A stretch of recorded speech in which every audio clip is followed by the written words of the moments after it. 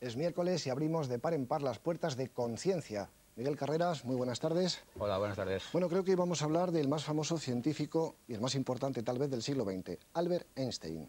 Efectivamente, vamos a hablar de Albert Einstein y para eso nos acompaña un profesor de instituto que ha dedicado mucho tiempo de su vida a investigarlo, que es Javier Turrión.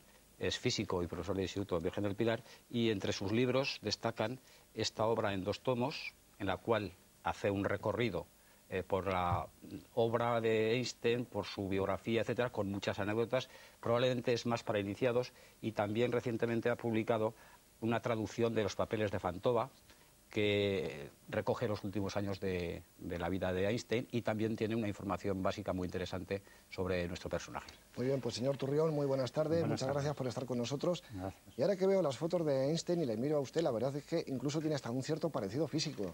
Parece, eso me dicen, sí. ¿Eso le acarrea algún tipo de problema, de ventaja, No, de no, en desventaja? absoluto, no. Estoy bastante ajeno a eso, no. Ni ventaja ni inconveniente, creo Yo yo. creo que incluso lo llevas bien, ¿no? Hombre, yo creo que sí. Siempre.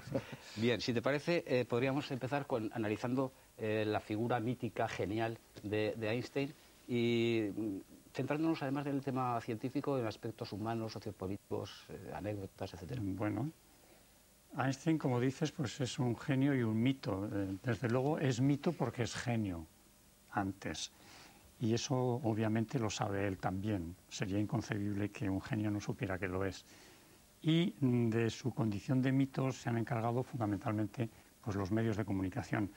De hecho, en realidad empieza a ser un personaje universal a partir de noviembre del año 19, cuando el Times de Londres publica la noticia, que ya se había hecho pública el día anterior en la Royal Society, sobre el hecho de que efectivamente la previsión einsteiniana de que la luz se tuerce cuando atraviesa campos gravitatorios intensos había sido detectada en las observaciones que habían llevado a cabo precisamente científicos ingleses en la costa oriental de Brasil y en la costa occidental africana, en el eclipse que tuvo lugar el 29 de mayo.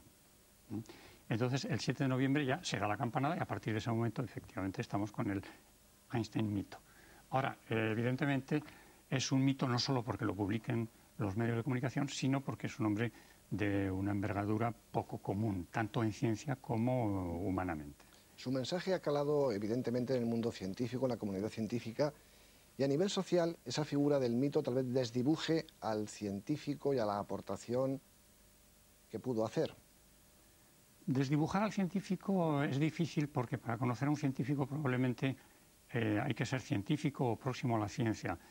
Es una figura universal que reconoce absolutamente todo el mundo y yo creo que fundamentalmente porque tenemos una cierta avidez de conocer a los genios. Cuando alguien es reconocido como genio en cualquier ámbito, pero sobre todo si estamos hablando, claro, en el ámbito de la ciencia, en un momento en el que la sensibilidad social es clara hacia la ciencia, fundamentalmente yo creo que por sus logros tecnológicos, pues evidentemente entonces la figura se hace mucho más grande.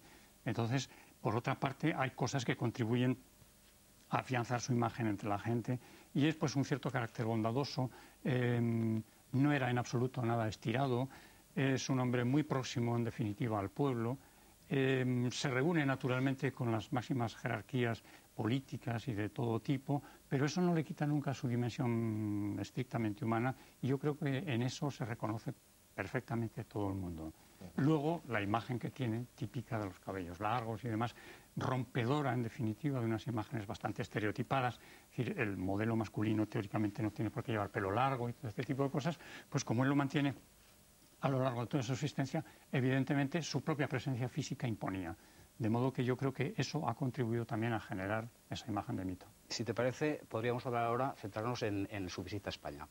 Podríamos empezar desde Barcelona en 1923 y ya recalaríamos en Zaragoza. Cuéntanos un poco cómo fue su venida a España y particularmente el caso de Zaragoza. ¿Por qué eligió Zaragoza teniendo opciones, por ejemplo, de ir a Valencia, una universidad tan prestigiosa?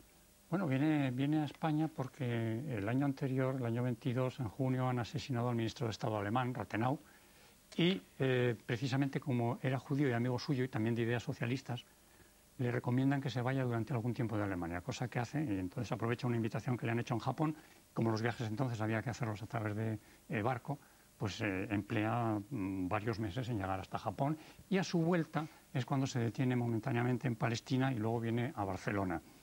El día 22 de febrero llega concretamente. Estuvo hasta el 1 de marzo en Barcelona, pasa por Zaragoza, obviamente porque las comunicaciones entonces había que hacerlas necesariamente por tren, y el tren seguía el mismo recorrido. Estamos viendo imágenes precisamente, Madrid, ¿no? Estamos viendo imágenes, sí, perdonad, sí, de lugares de Zaragoza que fueron visitados en esta ocasión por Albert Einstein, el Paraninfo. Sí.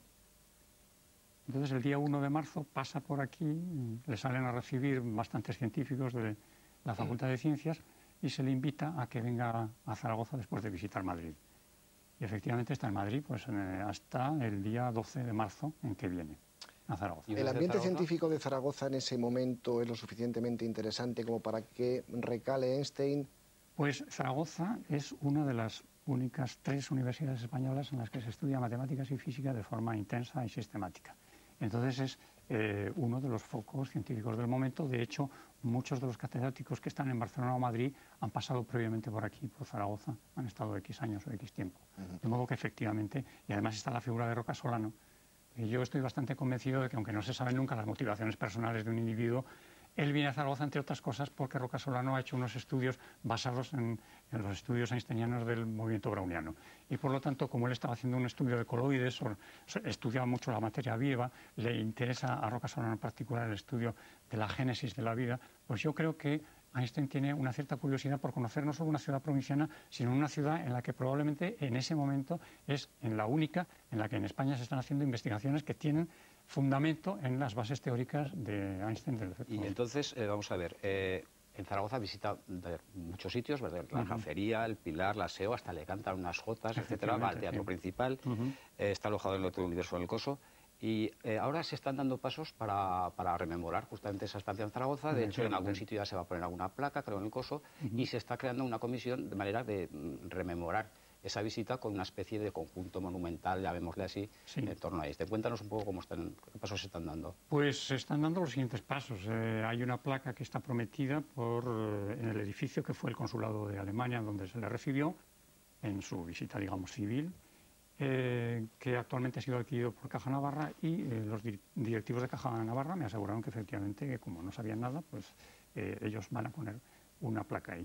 Y luego, en estos momentos ya el señor rector sabe que hay una comisión formada con ánimo de que se haga un monumento que no quiere ser solo un monumento a Einstein, sino a lo que él representa, y por lo tanto que nos podamos sentir identificados con él todos. Es decir, es un monumento en el fondo al triunfo del pensamiento sobre la barbarie, al triunfo de la inteligencia humana, y en ese aspecto yo creo que si cuaja la idea, que creo que sí que va a cuajar, porque tanto el ayuntamiento, que ya está enterado, como la DGA son proclives, y en este caso hoy mismo he tenido noticia de que el señor rector también, entonces no parece que vaya a haber ningún inconveniente para llevar a cabo un monumento de esta naturaleza. Un monumento a la inteligencia humana representada por un magnífico representante, por Albert Einstein. Muchísimas gracias, señor Turrión, muchísimas gracias, Miguel. Nos vemos el próximo miércoles en Conciencia.